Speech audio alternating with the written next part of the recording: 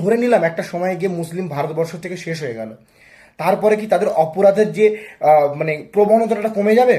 সেটা কিন্তু আপনাদের উপরে চলে আসবে। ভেবে দেখবেন। ভালো থাকবেন, ভালো রাখবেন।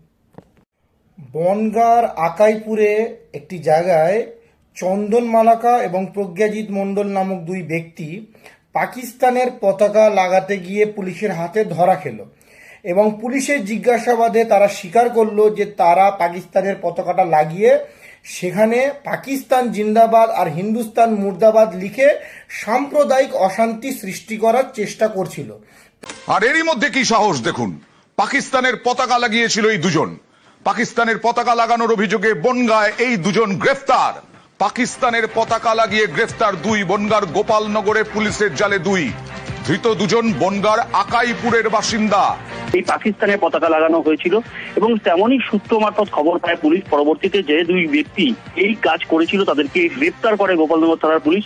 তাদেরকে জিজ্ঞাসাবাদ করে পুলিশ জানতে পেরেছে তারা উদ্দেশ্য প্রণোদিতভাবে এই কাজ করেছিল।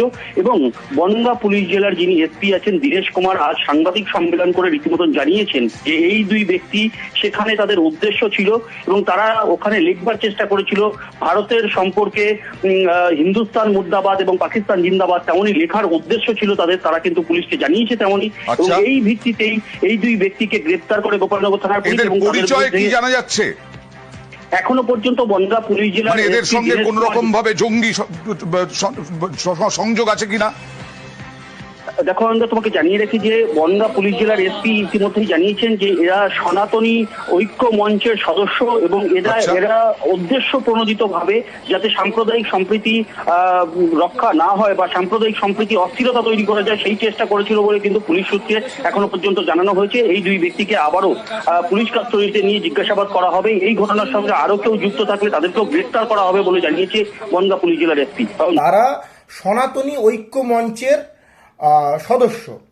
এই ঘটনার পরে পুলিশ তাদেরকে গ্রেপ্তার করে এবং তাদের জিজ্ঞাসাবাদ চালু হতে থাকে যাতে জানা যায় যে তাদের সঙ্গে আরও অন্য অন্য মানুষ যুক্ত আছে কিনা, যে যারা অ্যান্টি সোশ্যাল, যারা মানে দেশের বাইরের মানুষ, তাদের সঙ্গে কোনো যোগসূত্র আছে কিনা। এই ঘটনার ঠিক পরেই এক কি দুদিন পরে বিজেপি কর্মীরা তারা সেখানে যায়, থানা থেকে তাদেরকে ছাড়ায় এবং দেখুন নিচে এই ভিডিওতে কিভাবে তাদের গলায় ফুলের মালা দিয়ে তাদেরকে সংবর্ধনা জানাচ্ছে উইথ ইন্ডিয়ান ফ্ল্যাগ। যারা হিন্দুস্তান মুর্দাবাদ লিখতে গেছিল তাদেরকে ভারতের পতাকা সমেত সংবর্ধনা জানানো হচ্ছে। এই কাজের পেছনে তাদের একমাত্র উদ্দেশ্য ছিল যে ওই লেখাটা লিখে দিয়ে চলে এলে লোকে ভাববে মুসলিমরা লিখেছে এবং হিন্দু মুসলিম একটা দাঙ্গার সৃষ্টি হবে এবং অসংখ্য নিরীহ প্রাণ চলে যাবে এবং মুসলিমদের ওরা এসে মানে অত্যাচার করতে পারবে। এবারে ভাবুন যে এই যে জিনিসটা ওরা করেছে এর জন্য কত অসংখ্য নিরীহ মানুষের প্রাণ যেত। এইটা কিন্তু প্রথমবার নয়, এর আগেও আমরা দেখেছি গুজরাটের বিলকিস বানু রেপ কেস এবং তার পরিবারের মার্ডার কেসেতে যে সমস্ত আসামিদের জেল হয়েছিল তারা জেল থেকে ছাড়া পাওয়ার পরে এই বিজেপি পার্টির মানুষজন তাদের গিয়ে ফুল মালা দিয়ে সংবর্ধনা জানিয়েছিল।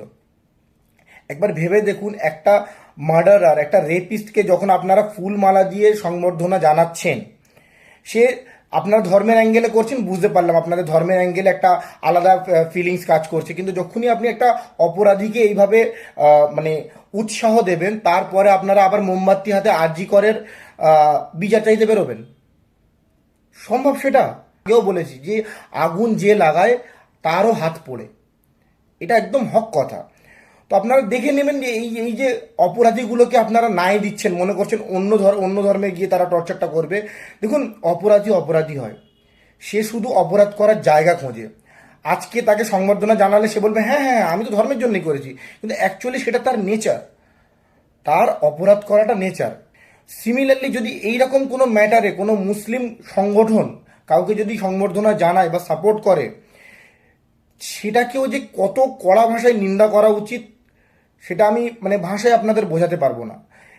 এছাড়াও তাদের বিরুদ্ধে আইনি ব্যবস্থাও নেওয়া উচিত। তো আমি আশা করব আমার ভিউয়ার্সরা বুঝবে, ভালো থাকবে, ভালো রাখবে, আর অপরাধীকে অপরাধীর চোখে দেখা শেখো, নাহলে একটা সময় এমন আসবে, আমি ধরে নিলাম একটা সময় গিয়ে মুসলিম ভারতবর্ষ থেকে শেষ হয়ে গেল, তারপরে কি তাদের অপরাধের যে মানে প্রবণতাটা কমে যাবে? সেটা কিন্তু আপনাদের উপরে চলে আসবে। ভেবে দেখবেন। ভালো থাকবেন, ভালো রাখবেন।